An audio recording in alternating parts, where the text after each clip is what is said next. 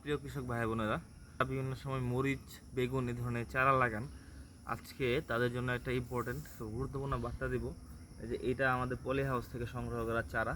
দেখেন চারাগুলো গ্রোথ কেমন, খুবই ভালো চারা, একদম সুস্থ সবল। আপনারা এই চারা লাগানোর সময় দুইটা বিষয় খেয়াল রাখবেন। একটা হচ্ছে চারার যে প্রথম দুইটা পাতা হয়, আপনারা দেখবেন যে কোনো চারা করলে এই চারার এই নিচে দুইটা পাতা থাকে, ছোট গুল পাতা, যেটাকে এরকম পাতা থাকে না, এটা গুল পাতা থাকে।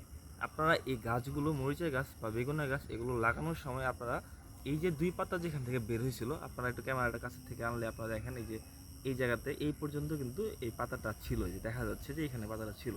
আপনারা যখন মাটিতে লাগাবেন, আমাদের যে মালচিং দেওয়া বেডে আমরা এটা লাগাচ্ছি, তো আপনারা যে মাটিটা এভাবে ঘর্ত করে আপনারা ওই পাতা পর্যন্ত, মানে এখানে আপনার এই পাতা পর্যন্ত মাটির ভিতরে ঢুকাইতে হবে গাছটা অবশ্যই।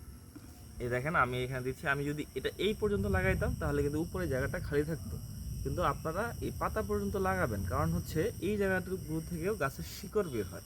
তো মরিচ বেগুন গাছ লাগানোর সময় আপনারা এই জিনিসটা অবশ্যই খেয়াল রাখবেন, যেন প্রথম যে পাতাটা হয় কুশি পাতাটা, এই কুশি পাতাটা পর্যন্ত যেন আপনারা মাটির নিচে দিয়ে দেন, তাহলে এই গাছটা সুস্থ সবল এবং সুন্দর হবে।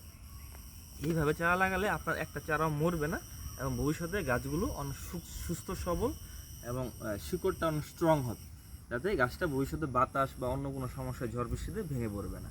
ধন্যবাদ।